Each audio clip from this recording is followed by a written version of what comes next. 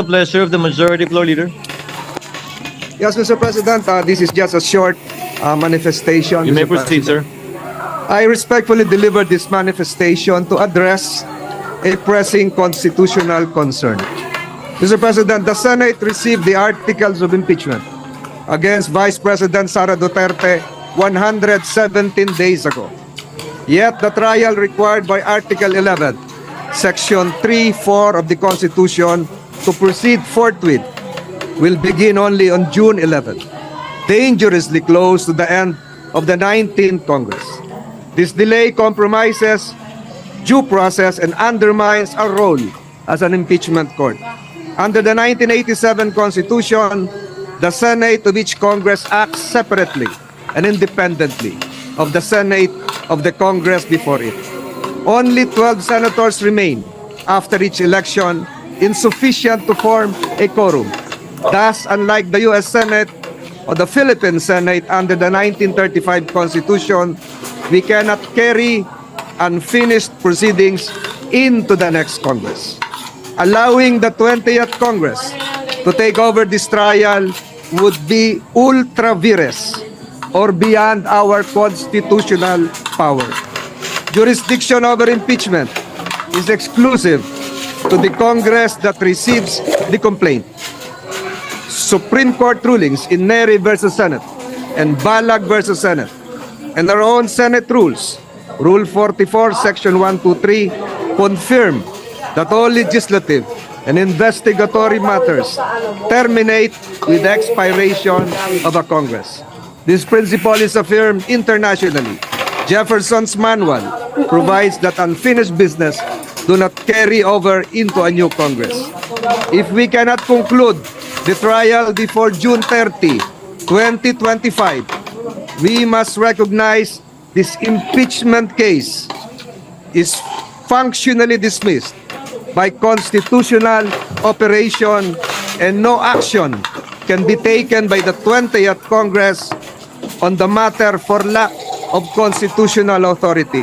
Mr. President, kahit anong pilit, hindi maitatawid, lalo na't kung lalabag sa saligang batas. Let this manifestation be entered into the official records and journal of this chamber. I will likewise submit a version of this manifestation complete with footnotes for proper documentation. I speak in defense of constitutional order, procedural fairness, and the institutional dignity of the Senate. And Mr. President, while I have the floor, if I may be allowed, I wish to respond briefly to the manifestation made by the majority floor leader. If I may. Proceed. Salamat, Abi, Mr. President. Mr. President, the 1987 Constitution demands that the Senate continue with the impeachment proceedings already initiated without further delay.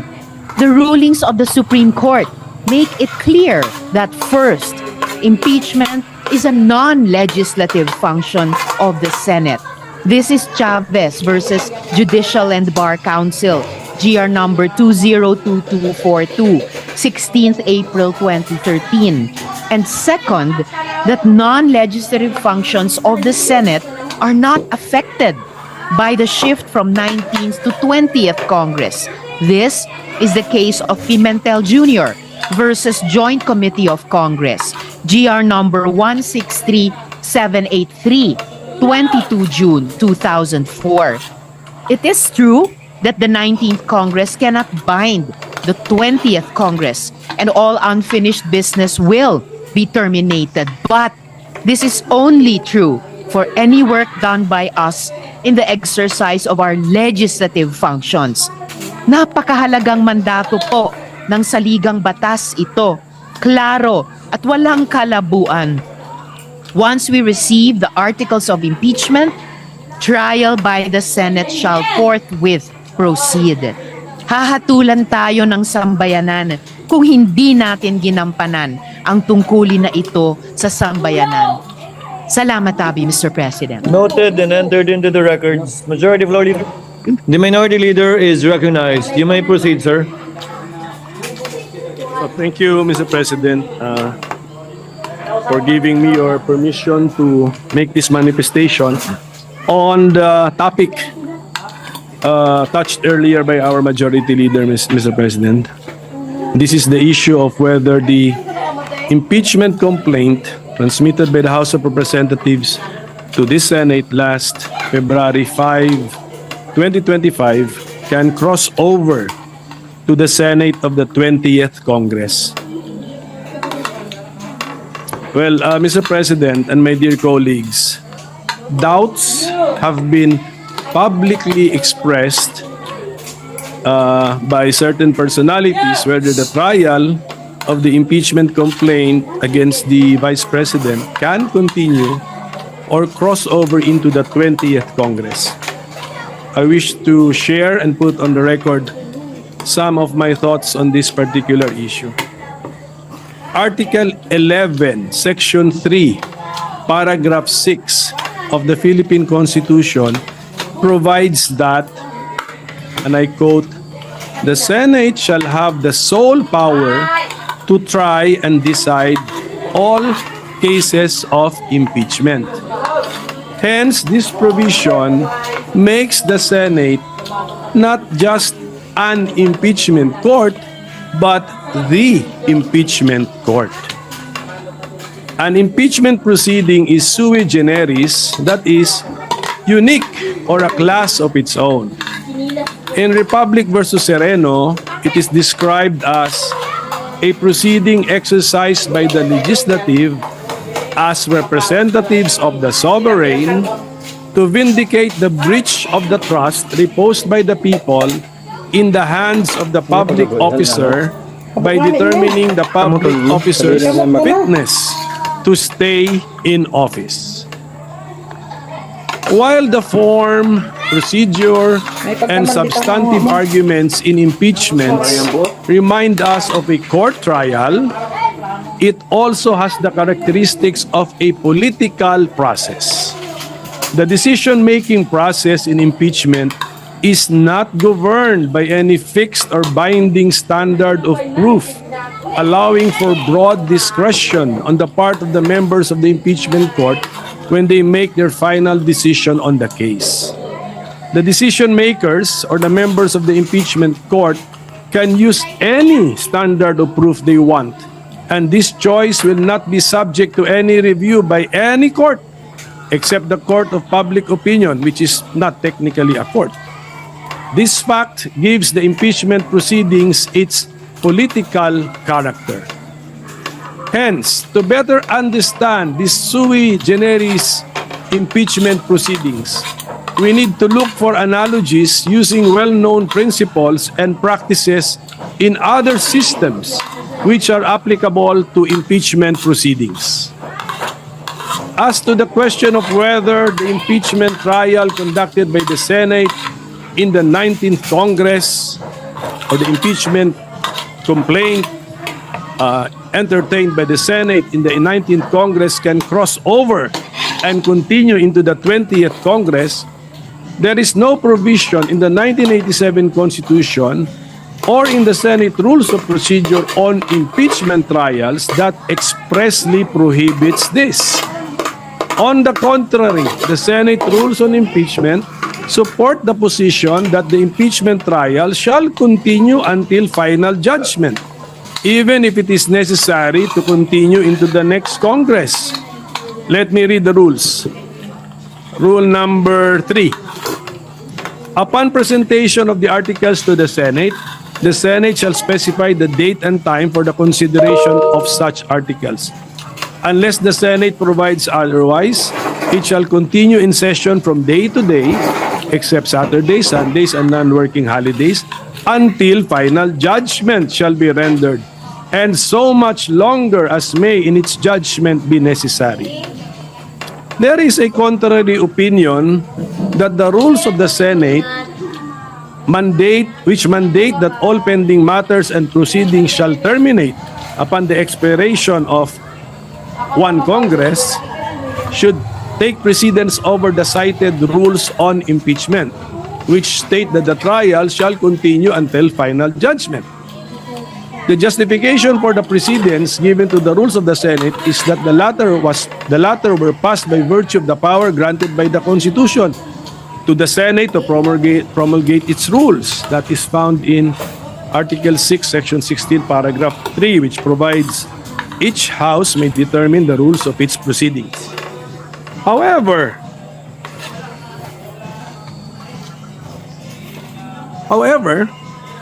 the Senate rules on impeachment were also passed by virtue of the power granted by the same Constitution to the Senate to promulgate its rules on impeachment.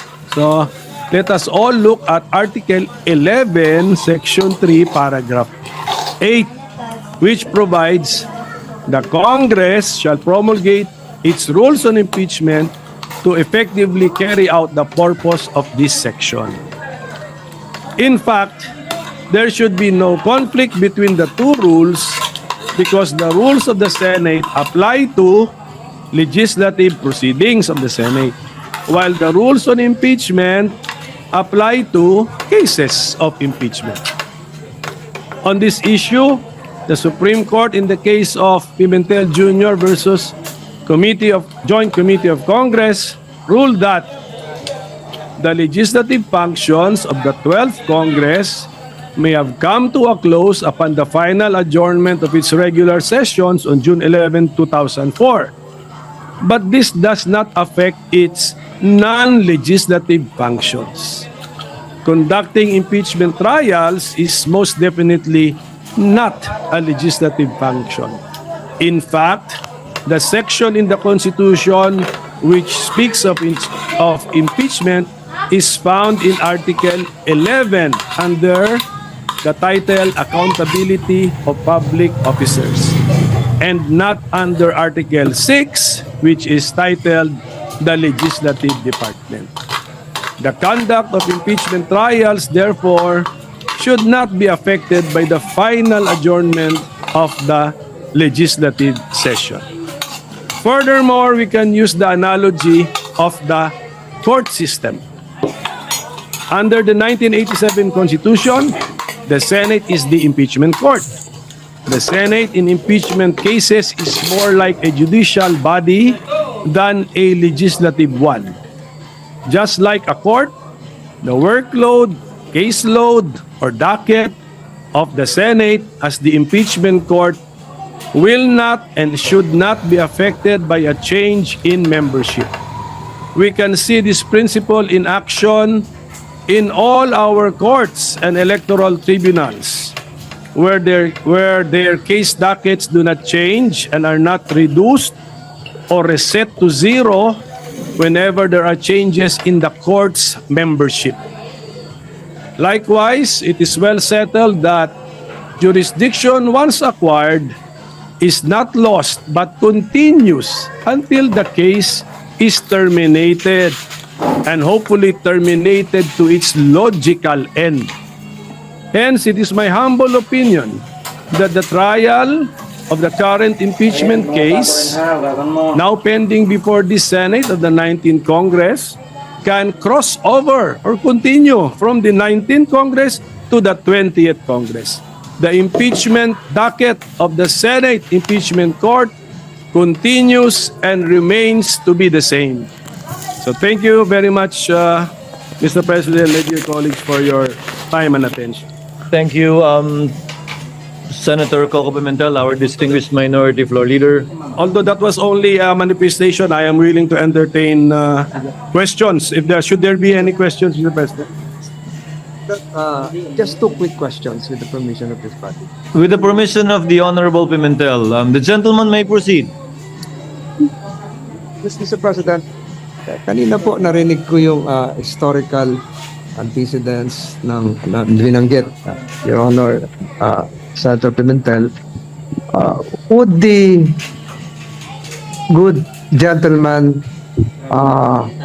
agree that the reason why the position of constitutionalists, textualists for that matter, on this issue is that the Constitution is silent as to the word carry over, crossover, continue. Meron po ba nakalagay sa Constitution, sa Saligang Batas ng Pilipinas, 1935, 1973, 1987 na carry over?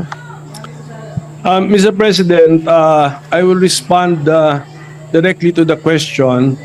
Wala pong nakasulat doon that it shall carry over, pero binanggit ko sa aking manifestation, wala talaga rin nakasulat doon that it cannot cross over.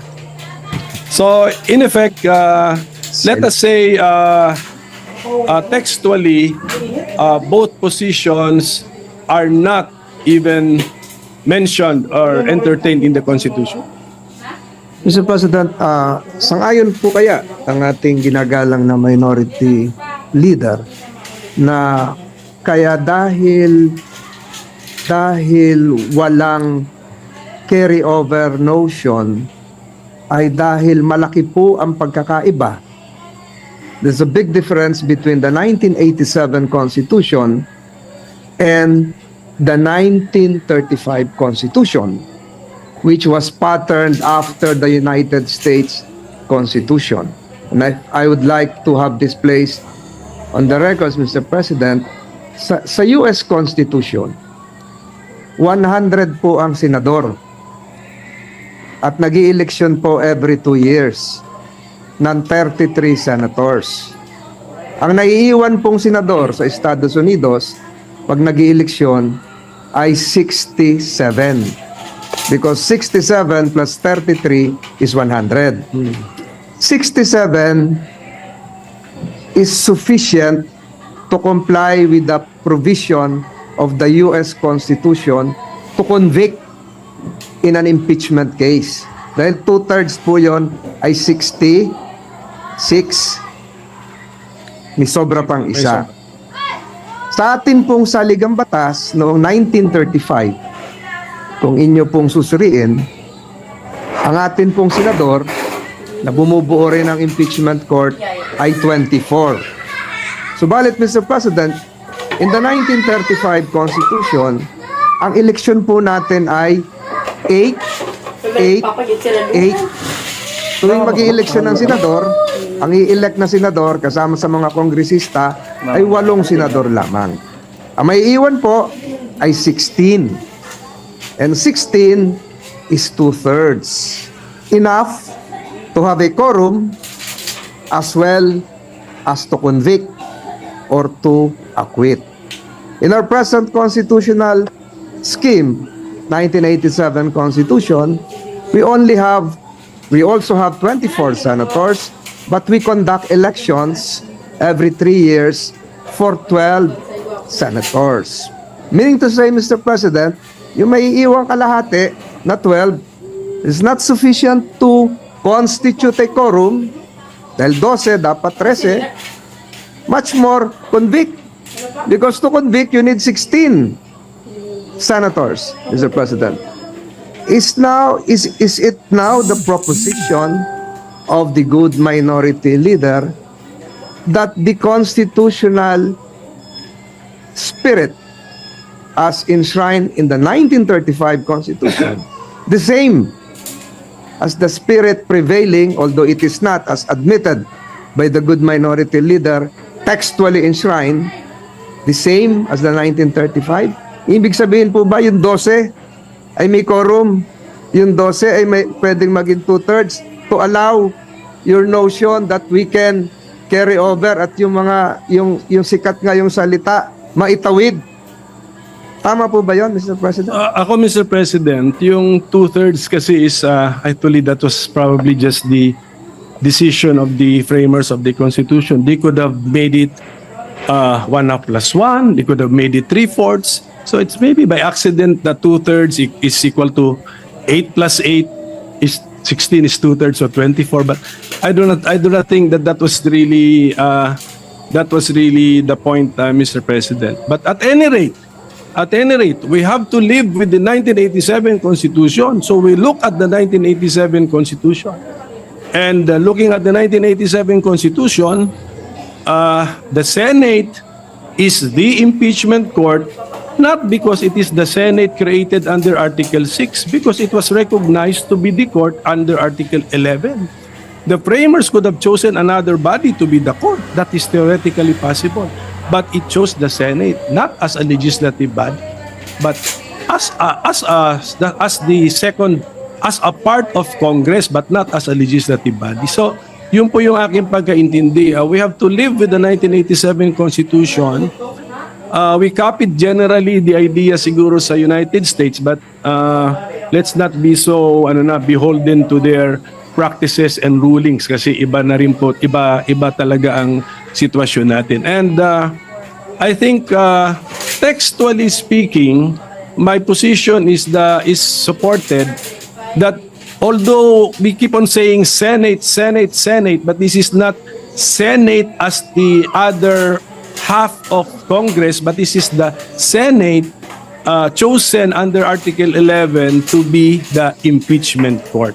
So iba po ito. And then may paragraph 8 doon, sinabi, Congress shall also issue the rules to give life to the accountability of public officers. So, and we have done that. So, kaya ang aking stand actually is the Senate as an institution is the impeachment court. So the member judges can change, but just like as a division of the Supreme Court, division of the Sandigan Bayan and the CA, if they change their members, yung docket nila or caseload nila, tuloy pa rin. They have to decide the cases and bring the cases to their logical conclusion. So that is my simplified position, Mr. President. So one last question, Mr. President, if the good gentleman would accede. Ang ibig sabihin po nito, Mr. President, is that the Senate now, under the 19th Congress, is empowered, is authorized to confer a jurisdiction to another Senate, which would be forthcoming, the Senate of the 20th Congress. So, allowed po ba tayo under the Constitution to transfer pending business, or should it follow likewise, using your logic, the traditional norm of having it refiled and reset starting from zero? Similar to the bills. Yes, yun na nga. So, ang ibig ko sabihin, Mr. President, what would prevent the 19th Congress from passing on the impeachment case, not just to the 20th Congress, but to the 21st Congress? And I implore the good minority leader that all the provisions mentioned a while ago, which are correct, should likewise be read together with the constitutional provision that there should be only one impeachment case filed per year against the same respondent, Mr. President. Alam nyo ba, Mr. President, na yung rule na yung legislative workload natin ay magre-reset kada pag may bagong kongreso? Alam nyo ba na wala sa Constitution yun? Nasa rules natin yun. Ang rules natin, promulgated natin because of the power given to us by the Constitution. But the Constitution does not specify that. Actually, we could have written na yung pumasa na ng third reading, itrato natin na third reading na rin. We could do that, but we did not do it. So policy lang po yun na reset natin as far as legislative workload is concerned. Pagdating naman sa impeachment judicial workload of the Senate as an impeachment court, I propose, or I give the interpretation that the caseload remains. Ang nagbago lang are the member judges, just like I think we can easily envision sa Supreme Court, nagbabago, divisions ng CA, divisions ng Sandigan Bayan, but the caseload remains. So I think we can mentally separate the two kasi Article 6 yung legislative workload, Article 11 yung impeachment workload. So that's That would be my response, Mr. President. But Mr. President, would not that prevent the other part of the two-step process? Two-step process because filed by the lower house, prosecutors, received by the Senate, the trial jurors, the trial judges. Would not that prevent the other part of the two-leg process from initiating another complaint? Because there is now a case pending which you say should be continued. If the majority leader will allow me not to respond, but, Yes, because his question is very loaded and provides the hint of what can happen in the future. Mr. President, I've taken too much time of this body. I would relish interpolating the good minority leader even for 5 hours on this topic alone. But again, Mr. President, siguro mahabang-mahaba na po ito. I stick again to my previous manifestation that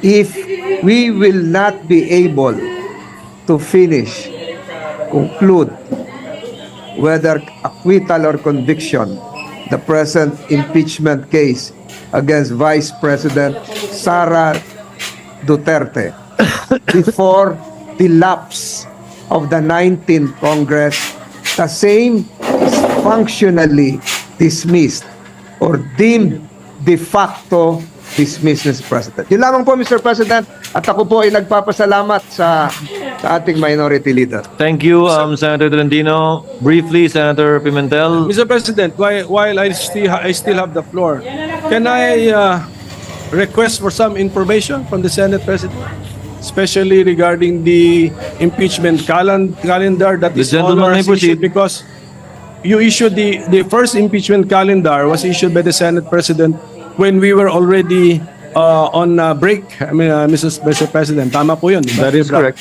So, Mr. President, may we know Yes, that's good. when His Honor issued the first legislative calendar, impeachment calendar, which fixed June 2 as the time for receiving the House prosecutors, may we know the basis of the authority of the Senate President when he issued the first impeachment calendar, Mr. President? Article 1 of the impeachment rules, which says that the Senate President can set the date for the presentation of the articles of impeachment. Mention was made specifically of the Senate President. And also we were on recess. So the Senate President at that time, Your Honor, issued a suggested calendar of activities. I was very clear when I stated that. Subject to plenary approval when we resume, because you were already on recess at that time. The second notice sent by this representation was made also while we were on recess. And I also stated that it was subject to plenary approval and or reversal, as the case may be, given the load that we need to take up after the LEDAC meeting. So, yes, Mr. President, I noticed that no one from the majority was complaining about the original or initial impeachment calendar issued by the Senate President. So we were all looking forward to the date where there should be some action on the impeachment, which is Yes. June 2. Supposedly, yes. Yes, supposed to be. Kaninang 4 o'clock yung the prosecutors from the House of Representatives should have appeared before us to read the articles of impeachment. But then this was changed. So from June 2, changed by the Senate President also, now it's June 11 at 4 p.m. So if the authority used to issue the original calendar was based on the fact that we were on break, now that we are not on break, could not have the Senate President waited for 3 p.m. and then we discussed moving the June 2 4 p.m. to June 11 4 p.m.? Because, Your Honor, notice had to be given to the House with respect to the proposed change in schedule. And we could not decide on moving it after the House members are already here Here, yeah. in the Senate. That was the reason behind it. That was His Honor's judgment call, Mr. President. Yes, Mr. President. Yes, Your Honor. Just on another matter, Mr. President, yung appearance ba ng House prosecutors ay nasa Senate impeachment rules or you just took this from American practice, Mr. President? It is not in the rules. That was lifted from American practice because what was done before was that the majority leader, the Senate majority leader, was the one that read the articles of impeachment that was referred to the Committee on Rules that triggered the convening of the impeachment court. When we researched on it, we thought it was more proper, given that we should have no part in it, in the impeachment trial, in the prosecution of the impeachment case, that the prosecutors should themselves read the articles of impeachment, as is the practice in the United States, where we lifted most of our impeachment rules. So it's an innovation. But although, had we done it, hindi naman, I don't think it would be fatal or make the proceedings infirm. So it's just not, to use the term of the majority leader, textually required under the existing Senate impeachment rules. Hindi pa ba? No, what was required by our rules, if at all, was the referral of the impeachment complaint in plenary. Because mere filing with the Secretary General does not often by itself operate as the receipt by the Senate in plenary, given that, as with any communication, it has to be referred in plenary, officially by the Senate as a body. Mr. President, Sige, Mr. President. Mr. President, with the permission, Senator Tolentino, sir, Minority what is your Leader. pleasure, sir? would the loaded question of the good minority leader, if decoded, would mean that should the presentment be made before the Senate sitting as a plenary, or should the presentment be made before the Senate constituted as an impeachment court? Baka yun po yung tanong nyo.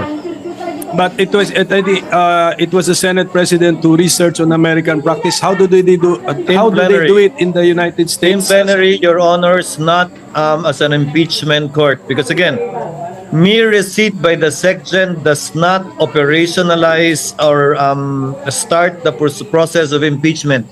Any communication, and that is a communication from the House, must be referred by plenary to the appropriate committee for proper action. That in turn will now trigger, if at all, the convening of the impeachment court, where the regular processes would now be followed, such as the issuance of summons, etc., etc. May we know the rule, Mr. President, that it should sorry? be? May we know what the specific rule? Is that in the rules or is that by practice or costumbre? Tingnan niyo, ano rule? Under Rule 3, Paragraph 2, upon presentation of the articles to the Senate shall specify the date and time for the consideration of the articles. Yes, but So the articles need to be presented to the Senate. yes, but so your Honor is reading our Senate impeachment rules. Yes. Correct. So when we use the Senate in the Senate impeachment rules, we're talking about, we could be talking about the Senate as the impeachment court. Because We it's the have- Senate. By virtue of the procedure in Articles 1 to 3, we have not yet convened the court, Your Honor.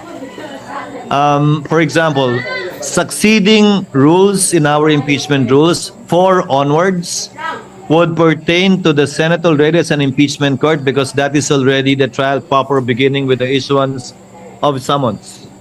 Mr. President, the second sentence already contradicts His Honor because it says, second sentence of that second paragraph of Rule 3, unless the Senate provides otherwise, it shall continue in session from day to day. Session na yan as court. Kasi until final judgment eh. Yun na yun eh. So, the use of, when we use Senate in the Senate impeachment rules, we refer to the Senate as the court. Mr. President, According to the Secretariat, Your Honor, the dividing line is when we take our oath as senator judges and convene as such. Because we will be wearing two hats, Your Honor. As senators, performing our legislative and legislative function, and as members of the impeachment court, performing our sui generis function. And these are two distinct, if at all, hats and functions that we would be performing. That's why we have to adjourn session and convene as an impeachment court, and vice versa if we want to revert back as a plenary. Well, Mr. President, ano na lang for so as to Mr. President. our staff can revisit. Ito yung sentence natin, ano? Second paragraph of Rule 3 of the Senate Impeachment Rules. Upon presentation of the articles to the Senate shall specify the date and time for the consideration of such articles. Unless the Senate provides otherwise, it shall continue in session from day to day until final judgment shall be rendered, and so much longer as may in its judgment be necessary. So, are we using the word Senate in one paragraph in two concepts? One as Senate legislative body and the other as the court? I believe so, Mr. President, Your Honor. But again, since these manifestations, also the manifestation made by our distinguished majority floor leader himself earlier, after these manifestations are made, these matters and these statements will be referred to the Committee on Rules for them to look into it. We have time, Mr. President, Your Honor, to resolve this matter in due course in the next couple of days. Mr. President, Yes. if I can direct this question to the good minority leader. The Senate, even if not acting as an impeachment court, pwede po bang tumanggap ng mga non-members of this chamber to speak or make a presentation, presentment? Di po ba naaalala natin noong mga nakaraang panahon, pumupunta rito yung President of Vietnam, if I'm not mistaken. Distinguished guests of this chamber are allowed to speak, not just honored. Ganun po ba yung sinasabi nyo? Na baka are the members of the House, though constituted as panel of prosecutors, can they enter the Senate, this chamber, constituted as a plenary or as an impeachment court or both? Pag pinapayagan ng Senado. Baka ganun po siguro ang gustong Okay. malaman ng ating minority leader. Just for the information of the majority leader, yung appearance of the House prosecutors before the Senate kanina sanang 4 o'clock, June 2, appeared in the impeachment calendar prepared by the Senate President. Hindi ako may idea nun. At saka, when we read our Senate impeachment rules, wala din dun yun. So they will That's be why- appearing that's why it's before an impeachment court. Yun po. That's why this is the request for information. Now, what did the Senate President have in mind when he scheduled this for June 2? And I think it's clearly, since 4 p.m. siya, it's clearly an appearance before Senate. Yes. The plenary session of the Senate. Again, the basis is U.S. practice. That is how they do it in the United States, where we lifted portions of our own impeachment rules. That's where it came from. Practice and precedents in the United States. And per our legislative rules, we can waive the rules so that We we, can allow suspend the rules non-members to allow speak. Di ba dito, recently, nagsalita rin si former UN Secretary General. Korean, South Korean. The South Korean. Yes, that's UN Secretary General. So That can be we allowed. can do it. Yes. Again, that can be allowed. Again, plenary action is necessary, and the plenary will decide on this matter. So just a few more requests for information, Mr. President. So, Mr. President, His Honor, around 4 days ago, sent notice that the June 2, 4 p.m. appearance of the House panel of prosecutors will be moved to June 11, 4 p.m. Yes. So, okay. Now, what is now the calendar that His Honor has in mind. Kasi dati meron kang June 2, 4 p.m. appearance, then June 3, morning, we convene the Senate as an impeachment court. So where is that? Where is this convening now? Where is it now when you move the appearance to June 11? Sabay na po, because by that time, by June 11, wala na rin po tayong hinahabol na kailangan i-second or i-approve kung meron man, ratification na lamang ng mga bicameral conference committee reports. And we will be doing both at the same time. If at all, the reading of the articles of impeachment, the referral to the Committee on Rules, the convening of the impeachment court, if at all again, the oath of the senator judges, if at all again, all that we can do as an impeachment court would be to issue summons Yes, yes. Oh, requiring the respondent to answer within 10 days. but were we sent notices na gano'n ang mangyayari?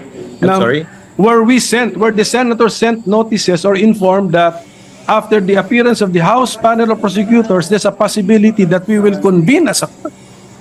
Para ready kami. Wala pa. Wala pa nga po. Kaya Wala malapit na pa. po yung June 11. Wala pa naman talaga eh. Kasi nung pinadala yung notice na yan, it was addressed, if you notice, it was addressed to the House that they will be presenting the articles of impeachment on that date. The notice insofar as the impeachment court itself is concerned, these discussions would be very helpful, Your Honor, because this will be part of how the Senate as a body will be deciding on what to do after the articles of impeachment shall have been read and presented before the body. Yes, but Mr. President, nung in-issue kasi ninyo yung impeachment calendar last February, at least you were that detailed na sinabi nyo na po yung convening of the impeachment court. Ngayon sana po, nung i-defer si June to appearance, sana pati po yung convening as an impeachment court, nasabi na rin when that is para may idea. Well, thank you for the opportunity to clarify. Since that is our last day, this representation has no intentions of actually convening the court, if at all, on another date other than the 11th, unless the Senate as an impeachment court provides otherwise. So we will be convening on that date, barring any unforeseen circumstances, barring any procedural motions that will be made and will be settled by the plenary at that time.